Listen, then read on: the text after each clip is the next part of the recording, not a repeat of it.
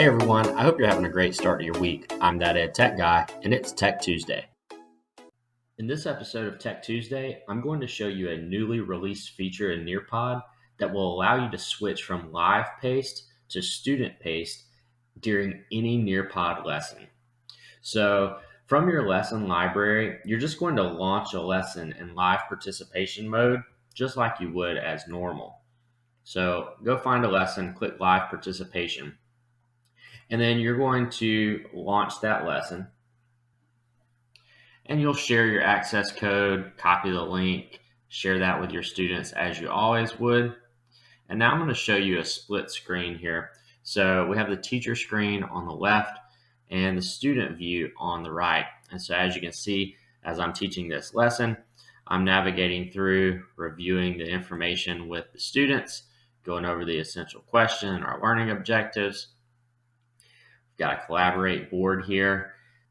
So these are things that I may do with the students as a whole group. Once we get to a point in our lesson that I want students to work on their own, I can go down to the bottom and select this button that says Student Paced Off. I'm going to select this, and it's going to allow me to now turn on student paced mode in the middle of this live session. So you'll note that student paced mode will always start on the slide that you're currently viewing, and then over here I can select which slides I want the students to have access to. So if I want them to have access for slides 9 through 12, means they can navigate between slides 9 and 12 on their own. It will not let them go past slide 12. They'll just have navigation in that range. And then I click turn on, and you'll notice it gives me a message as the teacher letting me know that when I change the slides, it's not affecting the students. And so I can say, got it. And it also gave me a message as a student to let me know that it is now in student paced mode and that I can navigate through the slides. So as you'll see, I'll come over to my student screen, and now I'm able to navigate through the slides. All right, so this one was a web page. So maybe you want students to read independently, and they're going to go through, and maybe you've got a timer up in your Zoom room, but we're letting the students navigate through this on their own. They come to a question that they can answer. So I can type my answer in here, submit my answer, and then now I can get into this next activity. And as you'll notice, I'm at slide 12. I no longer can go forward. I can still go back to previous slides. So I can go back and revisit any other slides in that range, but I can't go past the point that the teacher has stopped me. This is really cool. So once you're ready, then the time has run up. Students are now finished working independently. You want to bring everyone back as a group.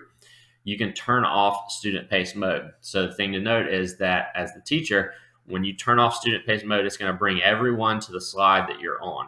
So if I want to skip ahead and I want to get to this next slide here, this Desmo slide, maybe we're going to do this as a group.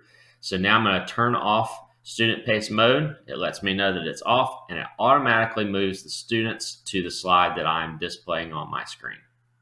Okay. So you can do this as many times as you want during a lesson. So you can turn on and off student paced mode as many times as you want.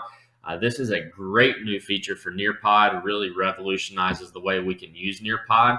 So include your direct instruction, and then give students practice where they're working on their own, and then come back together to provide more direct instruction or maybe a group review of the practice, and then give the students another opportunity to demonstrate that they understand what they're supposed to do individually, and come back as a group.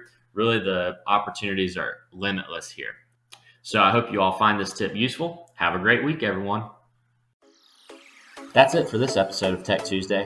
If you have an idea for an upcoming episode, send me an email or hit me up on Twitter @thatedtechguy. Have a great week, everyone.